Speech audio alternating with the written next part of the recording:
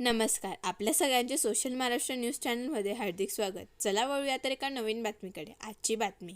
धुळे जिल्ह्यात शासनाच्या विविध योजना व प्रकल्प राबवून सर्व लोकप्रतिनिधी व अधिकाऱ्यांच्या सहकार्याने धुळे जिल्ह्याला विकासाच्या बाबतीत देशाच्या नकाशावर आणण्यासाठी प्रयत्न करणार असल्याचे प्रतिपादन राज्याचे पणन व राजशिष्टाचार मंत्री तथा जिल्ह्याचे पालकमंत्री जयकुमार रावल यांनी केले.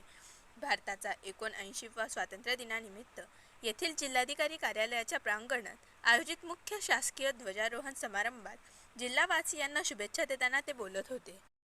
मैंने ढूंढा बहुत वो जहां न मिला, मेरे वतन जैसा ना जमी ना कोई आसमां मिला.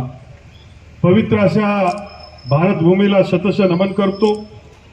आज 78 वर्षापूर्वी भारताने इंग्रजांची गुलामगिरीच्या बेड्या तोडत स्वतंत्रपणे आपला तिरंगा झेंडा फडकवला होता.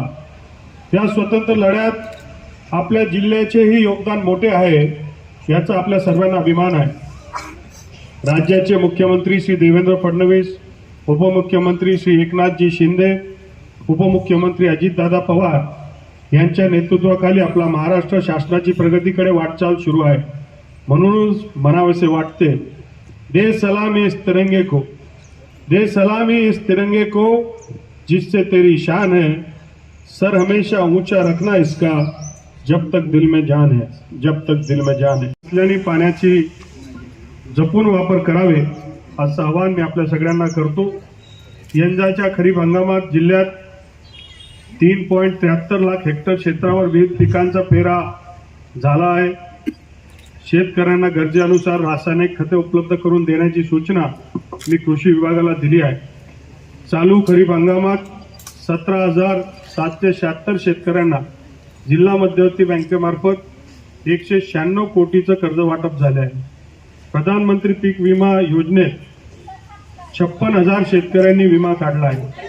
कर्जदार शेतकऱ्यांसाठी आता या योजनेची मुदत 30 ऑगस्ट पर्यंत वाढवल्याने शेतकऱ्यांनी आपला सहभाग नोंदवावा असाही आग्रह मी करीत आहे.